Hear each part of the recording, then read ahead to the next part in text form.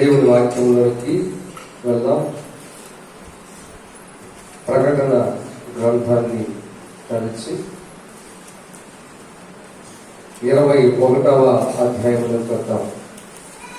ప్రకటన గ్రంథం 21వ అధ్యాయం 8వ వచనం చదువుదాం. హల్లెలూయా. ప్రభునందు ప్రియ దేవుని బిడ్డలారా, ఇది రెండవ మరణం గురించి మనం ఈరోజు చూద్దాం. ప్రతి మనిషికి 2 జన్మలు ఉంటాయి, 2 మరణాలు ఉంటాయి. ఎన్ని ఉంటాయి చెప్పండి? 2 జన్మలు, 2 మరణాలు. మొదటి జన్మ, మొదటి మరణం మన స్వాధీనంలో ఉండదు. మొదటి జన్మ తల్లి గర్భమందు నువ్వు పుట్టడానికి కేవలం దేవుడి సంకల్పం తప్ప నీ ప్రయత్నం ఏ మాత్రం కాదు. తర్వాత మొదటి మరణం కూడా మన చేతుల్లో లేదు. ఆత్మహత్య మినహా. ఆత్మహత్య అంటే నీ సొంతగా నువ్వు కావాలని ఈ ఆత్మను చంపుకుంటున్నావు. అంటే ఆత్మహత్య ఎవరైతే చేసుకుంటారో డెఫినెట్ గా వెళ్ళేది నరకానికి. నువ్వు బాప్తిసం పొందినా సరే, బాప్తిసం పొందినా గాని నీ ఆత్మను చంపుకోవడానికి నీకు అసలు అవకాశం లేదు, అధికారం లేదు. ఆత్మ ఎవరిదంటే యేసుక్రీస్తు ప్రభువారి యొక్క ఊపిరి. ఆ ఆత్మ ఆయనలో నుంచి నీలోనికి ఊదబడిన ఒక జీవము కలిగిన ఒక స్పిరిట్, అది ఆత్మ. హల్లెలూయా. కాబట్టి ఆత్మహత్య ఎవరైతే చేసుకుంటారో అదొక తిరిగి చర్య మాత్రమే కాకుండా డెఫినెట్ గా నరకానికి వెళ్తారు. ఎప్పుడు అలా ప్రయత్నం చేయకూడదు. చెట్టు అన్న తర్వాత గాలి వేచకుండా ఉంటుందా చెప్పండి? చిన్న తులసాకు మొక్క వేసామనుకో, దానికి గాలి వస్తుందా రాదా? అది కూడా ఊగదా? ఎప్పుడైనా చూసారా? ఊగకుండా అలాగే ఉంటుందా? చెప్పండి గట్టిగా. అంటే ప్రతి చెట్టు, ప్రతి మొక్కకు గాలి ఎలాగ సర్వసాధారణమో ప్రతి మనిషికి ఏదో ఒక రకమైన సమస్యలు అనేవి సర్వసాధారణమే. కానీ చనిపోవటాన్ని బట్టి అవి పరిష్కారం కావు. నువ్వు నరకానికి వెళ్ళడం తప్ప పరిష్కారం కావు. అందుకని నువ్వు బ్రతకాలి. ఎట్టకేలా చనిపోదామని నిర్ణయం నీకు ఉంది కదా, అదేదో బ్రతికి సాధించే ప్రయత్నం చేయి. మామూలుగా మొదటి మరణం అయితే దేవుని స్వాధీనంలో ఉంటుంది, ఏదో ఆత్మహత్య కాకుండా. అర్థమైందా? మొదటి జన్మ, మొదటి మరణం మనిషి ఆధీనంలో లేదు, అది దేవుని స్వాధీనం. రెండవ జన్మ, రెండవ మరణం మనుషుని యొక్క స్వాధీనంలో ఉన్నాయి. రెండవ జన్మ అంటే ఏమిటంటే మారు మనసు పొంది రక్షించబడడం. మారు మనసు పొంది అనగా లోకములో నుంచి, చెడుగులో నుంచి, దేవుని ఆత్మ విరోధకరమైన కార్యాలన్నింటిలో నుంచి ఇది తప్పు అని నువ్వు గ్రహించి యేసుక్రీస్తు ప్రభువుని సొంత రక్షకునిగా అంగీకరించి బాప్తిసం ద్వారా పునర్జన్మను పొందడమే రెండవ జన్మ. హల్లెలూయా. ఆ రెండవ జన్మ నీ స్వాధీనంలో ఉంది. వద్దనుకుంటే మానుకుంటావు. లేదు, రెండవసారి జన్మించాలి అని నువ్వు అనుకుంటే జన్మిస్తావు. అది నీ స్వాధీనంలో ఉంది. అలాగే రెండవ మరణం కూడా నీ స్వాధీనంలో ఉంది. ఎలాగంటే ఎవరైతే రెండవసారి జన్మించడానికి ఇష్టపడతారో, అంటే బాప్తిసం పొంది రక్షించబడటానికి ఇష్టపడతారో, రెండవ మరణం నుంచి తప్పించబడతారు. ఎవరైతే బాప్తిసం పొందడానికి ఇష్టపడరో, రక్షించబడడానికి ఇష్టపడరో, పాపం నుంచి బయటికి రావడానికి ఇష్టపడరో, అలాంటి వాళ్ళకి రెండవ మరణం అనేది ఖచ్చితంగా వస్తుంది. అయితే ఆ రెండవ మరణం ఏంటి అని మనం ఒకసారి చూస్తే, చూడండి ఒకసారి 21వ అధ్యాయము 8వ వచనాన్ని ఒకసారి చదువుదాం. ఒకళ్ళు చదవండి. పిరికి వారును, అవిశ్వాసులను, అసహ్యులను,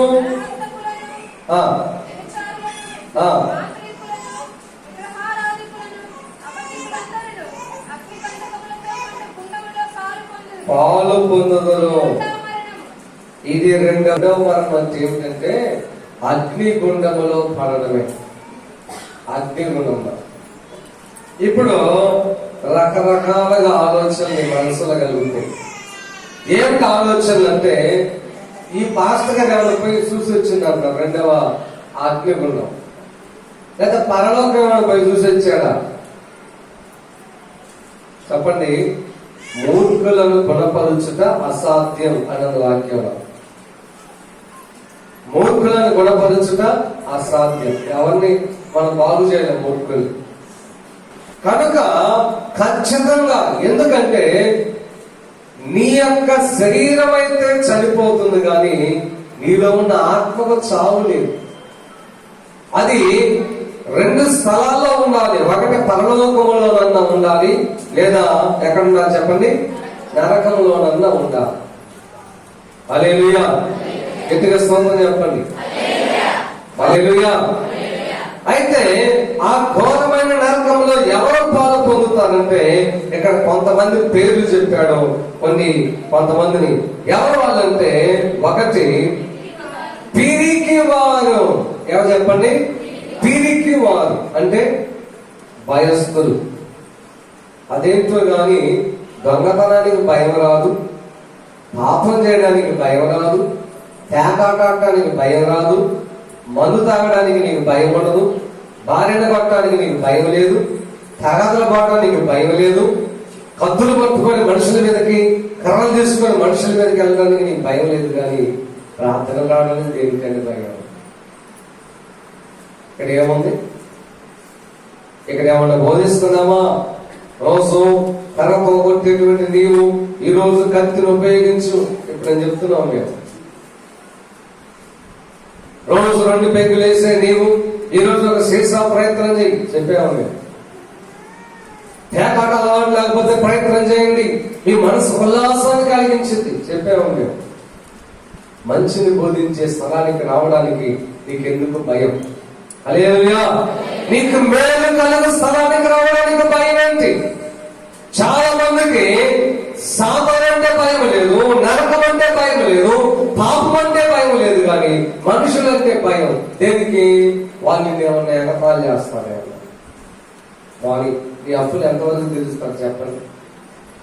నేను ప్రార్థన వచ్చి బయట తీసుకొని ఇటు వస్తా ఉన్న ఇటు పట్టుకొని నేను ఒకళ్ళ నుండి అబ్బో భక్తుడు బయలుదేరే అన్నాడు అనుకో, నేను బైబిల్ అక్కడ పెట్టి సరేలేరా నేను బాను 1 లక్ష బాధ్యత ఉంది అంటే ఇస్తారా? వాడు అనేవాడుగా నీకు ఎందుకు ఇస్తాడు? సరే నేను ప్రార్థన బాగుందే కానీ నాకు కిడ్నీలు పాడైపోయినాయి అంటే నువ్వు బాగు చేయి అంటే వాడు బాగు చేస్తారా? కాబట్టి మనుషుల మాటలు పట్టించుకోకూడదు. తిరిగి వాళ్ళు ఎలాంటి వాళ్ళు దేవుని రాజ్యాన్ని చేయాలి. తిరిగి వాళ్ళు ప్రార్థనలు బయలుదేరారంట, కుక్క కనబడిందంటే వెనకపోయారు. అదేవాడు పులే తోడేలా లేకపోతే పోతావా? కుక్కే కదా. ఈ దారి కాకపోతే ఇంకొక దారిలో రా.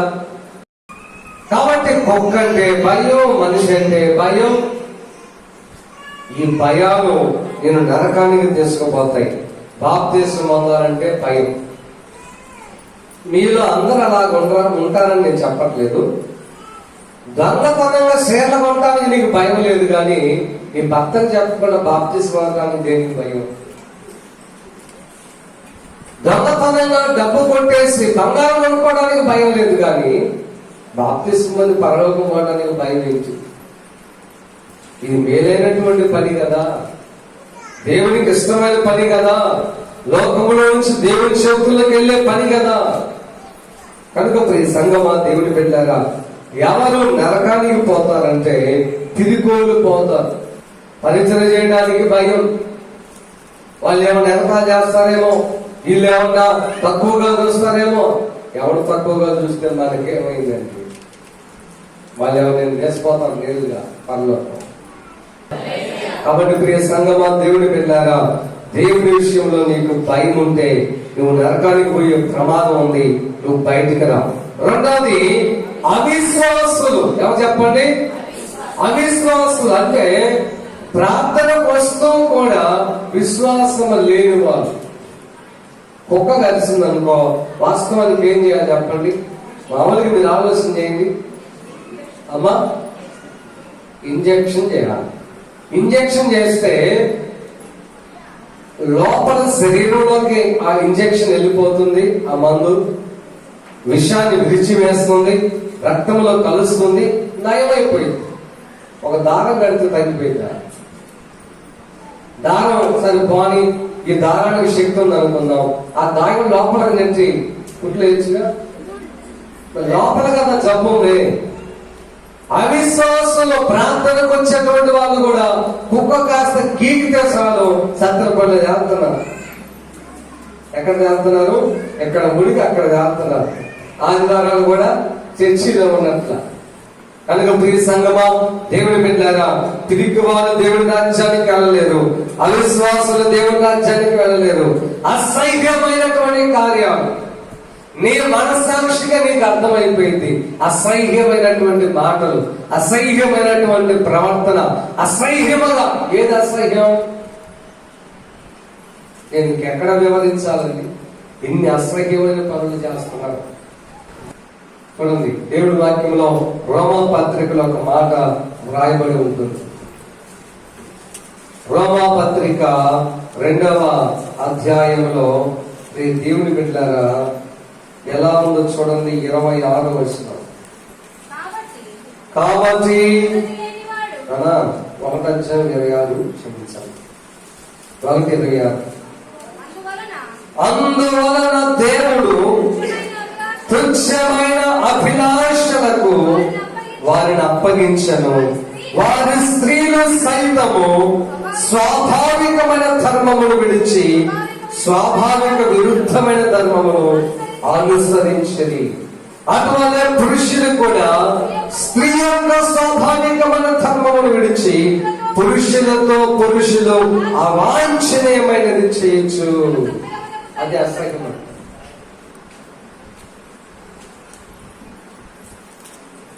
దేవుని బిడ్డారా, నేను చెప్పడానికే నాకు మాట్లాడడానికి పలకడానికి అంత అయిష్టంగా అనిపిస్తుంటే మరి అలా జీవించే వాళ్ళని మనం ఏమనాలి? కనుక ప్రియ సంగమా, అసహ్యులము, తర్వాత నరహంతకులు. ఎవరు చెప్పండి? నరహంతకులు. నరహంతకులు అంటే 2 రకాల నరహంతకులు ఉన్నారు. 2 రకాల నరహంతకులు. ఎవరు ఆ 2 రకాల నరహంతకులు? ఒకటేమో నిజముగానే కత్తులతో గొడ్డలతో చంపేటువంటి వాడు. మనిషిని చంపడం చాలా తేలిక అయిపోయింది. చాలా తేలిక. మీకు సంగతి తెలుసో లేదు కానీ నరహత్య అనేది చాలా పెద్ద పాపం. కత్తి పట్టుకున్నవాడు కత్తితోనే, చెప్పండి, కత్తి పట్టుకున్నవాడు కత్తి చేత నాశనమగును. ప్రభు చెప్పిన మాట. నువ్వు దేని చేత మనుషులను ఇబ్బంది పెట్టి, దేని చేత వాళ్ళని గాయపరిచి చంపడానికి ప్రయత్నం చేస్తున్నావో అది మరలా నీవు కూడా అనుభవించాలి. ఒకవేళ నువ్వు దాటిపోయినా నీ బిడ్డలను అనుభవించాలి. కత్తి పట్టుకుని వాళ్ళు కత్తి చేతనే నాశనం అవుతారు. అదాక నరహత్య. 2వ నరహత్య ఏమిటంటే కత్తిపోటు లాంటి మాట.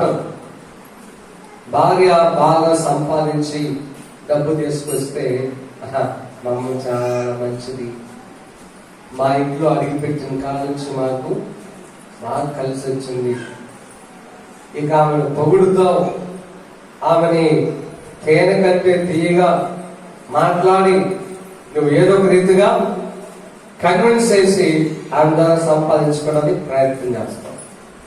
కొంచెం బాగలేక అనారోగ్యం వల్ల ఏదో పని చేయలేక ఇబ్బంది జరిగింది అనుకో, ఏమన్నా నువ్వు చచ్చిన దానివి కాదు, బతికిన దానివి కాదు, నీలాంటివి దొరకటం నాకు మంచిది కాదు, నువ్వు చావు, ఇంకొక దాన్ని చేసుకుంటా అంటే కత్తిపోటు లాంటి మాట. భర్తలు కూడా అలాగే వాళ్ళు ఉన్నారు. సంపాదించినప్పుడేమో నా భర్త మంచోడు, రాజు, రావణం పంట, ఇంటికి రాగానే కాఫీ, టీ, తర్వాత జ్యూస్. ఇది ఆఫీస్ నుంచి రాగానే, పొలం నుంచి రాగానే, దాని నుంచి డబ్బులు సంపాదించలేదనుకో, ఆ రోజు అమ్మ మంచినీళ్ళు తీసుకురాదో నీ ముఖానికి మళ్ళీ మంచినీళ్ళు ఇవ్వాలి. అంటే భర్త సంపాదించారా? ఒక్కటే గుర్తు పెట్టుకోండి, మానవత్వంతో ఆలోచన చేయండి. నీ ప్రేమ అనేది డబ్బులు బట్టి ఎప్పటికీ ఉండదు. నీ ప్రేమ అనేది మనిషిని మనిషిగానే, నీ జీవిత భాగస్వామిగా, నీ తల్లిగా, నీ తండ్రిగా, మనిషిని మనిషిగానే నువ్వు ప్రేమించు. పిల్లలు కూడా తల్లిదండ్రులు అనేవాళ్ళు ఉన్నారు కొంతమంది. మా కానీయో ఏంటి నిన్ను చూసేది, నీకు ఇదే ఎక్కువ, ఏమైనా సంపాదించావా? అలా ఆయన చూడు, వాళ్ళ కొడుకు 10 ఎకరాలు సంపాదించి పెట్టాడు, నువ్వు ఇంకా బాగా చేస్తున్నావు. ఏమండి, ఇది మాట్లాడుకోండి, తప్పలేదు, కానీ కత్తిపోటు లాంటి మాటలు మాత్రం మాట్లాడబాక. ఎందుకంటే అది కూడా నరహత్యే. కనుక ప్రియ సంగమా, దేవుని బిడ్డలారా, దేవుని యొక్క రాజ్యమును పోగొట్టుకొని ఎవరు నరకానికి వెళ్తారంటే, రెండవ మరణానికి ఆహుతి అవుతారంటే, తిరిగి వాళ్ళు, అవిశ్వాసులు, అసహ్యమైన కార్యాలు చేసేవాళ్ళు, నరహత్య చేసేవాళ్ళు, వ్యభిచారులు. ఇవన్నీ చెప్పకూడదని అనుకుంటారనుకుంటా, చెప్పక తప్పట్లేదు. వాక్యంలో ఏముందంటే, అసలు కొన్ని పదాలు మీ నోటితో ఎత్తకూడదు అన్నది ఎఫెసీ పత్రికలో ఉంది. పరిశుద్ధులైనటువంటి మీరు వ్యభిచారము, జారత్వం అనేటువంటి ఈ పదాలు అసలు పలకబాకండి. అందుకే చాలా మంది సేవకులు పాపిష్టి కార్యాలని చెప్పి వదిలేస్తున్నారు, కానీ ఆ పదాలు చెప్పట్లా. ఎందుకంటే చెప్పకూడదు. అసలు చెప్పడానికి అంత భయంకరంగా ఉంటే చేసేటువంటి మనుషులకి ఎంత భయంకరంగా ఉండాలి. మీలో అలాగ ఉండకూడదని నేను ఆశిస్తున్నాను. ఎవరు లేరని నమ్ముతున్నాను. హల్లెలూయా. ఒకవేళ ఎవరైనా అలాంటి వ్యక్తులు ఉంటే నువ్వు తక్షణమే మానుకోవాలి. అది నీకు, నీ కుటుంబానికి ఏమాత్రం క్షేమము కాదు. నీ ఆత్మను నీవు చంపుకుంటున్నావు.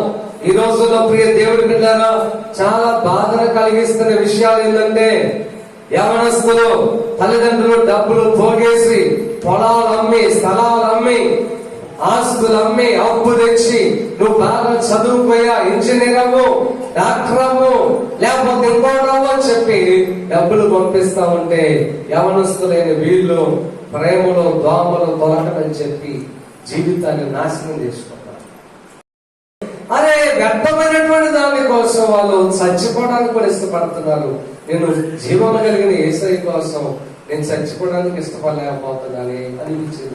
ఇది శ్రేష్టమైంది కదా, పరలోక సంబంధమైంది. దీనికోసం కష్టపడటానికి, దీనికోసం ఇబ్బంది పడటానికి, దీనికోసం నేను ఏమైపోవడానికి కూడా ఎందుకు మేము సాహసించట్లేదు. హల్లెలూయా. మాంత్రిక విద్య చేసేటువంటి వారు ఏమో చెప్పండి, మాంత్రికులు. వీరు కూడా దేవుడి రాజ్యానికి వెళ్ళలేరు. తర్వాత మాంత్రిక విద్య గురించి నిర్గమకాండంలో చాలా ఉంది, విద్యోపదేశ కాలంలో. ఇప్పుడు వద్దులే మాంత్రిక విద్య. తర్వాత విగ్రహారాధికులు. ఇది మీకు చెప్పాల్సిన పని లేదు. విగ్రహారాధన ఆఖరికి దేవుడి బిడ్డలారా, యేసు ప్రభు ఫోటో కూడా నువ్వు దండం పెట్టమను.